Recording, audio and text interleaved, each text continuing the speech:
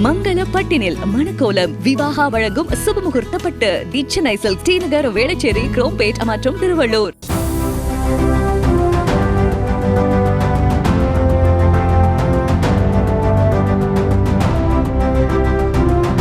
கோலாகலமாக தொடங்கியிருக்கும் கேலோ இந்தியா போட்டிகளில் முதல் 3 இடங்களுக்குள் வர தமிழக அணிக்கு இலக்கு நிர்ணயிக்கப்பட்டுள்ள நிலையில் ஜிம்னாஸ்டிக் போட்டிகளின் மூலம் 7 தங்கப்பதக்கங்களை குறிவைத்து வீரர் வீராங்கனைகள் தீவிர பயிற்சியில் ஈடுபட்டுக் கொண்டிருக்கும் காட்சிகள்தான் இவை.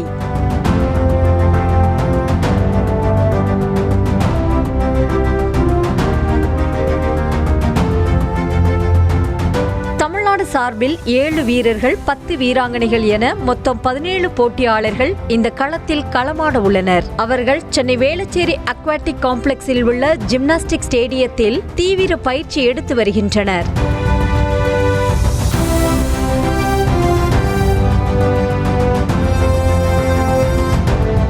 உலகத்தரத்திலான உட்கட்டமைப்புகளை கொண்ட இந்த ஜிம்னாஸ்டிக் ஸ்டேடியத்தில் வீரர்கள் பயிற்சி எடுப்பது அவர்களது தனித்திறனை மிக சிறப்பாக வெளிப்படுத்துவதற்கான சிறந்த களமாகவே பார்க்கப்படுகிறது.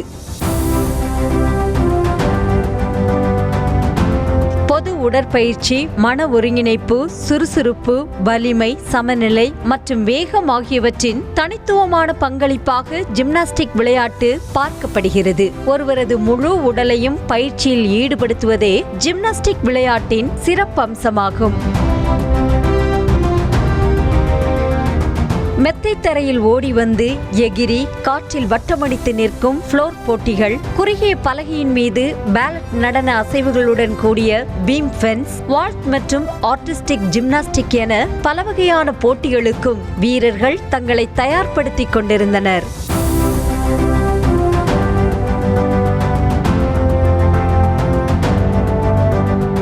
அப்போது இந்தியாவின் எதிர்கால ஜிம்னாஸ்டிக்கின் முகமாக திகழ இருக்கும் சென்னையை சேர்ந்த ஓசியானா தாமஸும் தீவிர பயிற்சியில் ஈடுபட்டு கொண்டிருக்க அவரிடம் நமது செய்தியாளர் மைக்கை நீட்டினார்.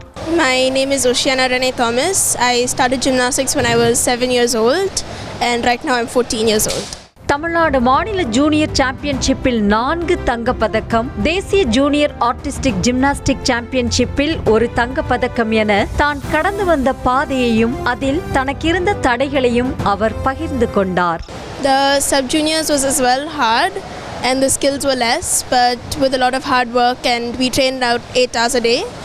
So with a lot of hard work and training we moved on to higher skills into junior level. இறுதியாக பதக்கங்களை குவிக்க பொதுமக்கள் போட்டியை காண திரண்டு வந்து தங்களுக்கு ஊக்கமளித்து உற்சாகப்படுத்த வேண்டும் என்றும் அன்பு கோரிக்கை வைத்தார்.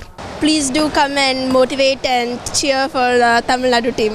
கேலோ இந்தியா போட்டி வருங்கால இந்திய ஒலிம்பிக் வீரர்களின் அறிமுக போட்டியாகவும் இருக்க போகிறது என்ற நிலையில் திறமைகளை வெளிப்படுத்தி பதக்கங்களை குவிப்பதோடு ஒலிம்பிக் போட்டியில் தமிழகத்தை சேர்ந்த வீரர் வீராங்கனைகள் அதிகளவில் இடம்பெற வேண்டும் என்பதை நோக்கமாக கொண்டும் துடிப்புடன் பயிற்சி எடுத்து வருகின்றனர்.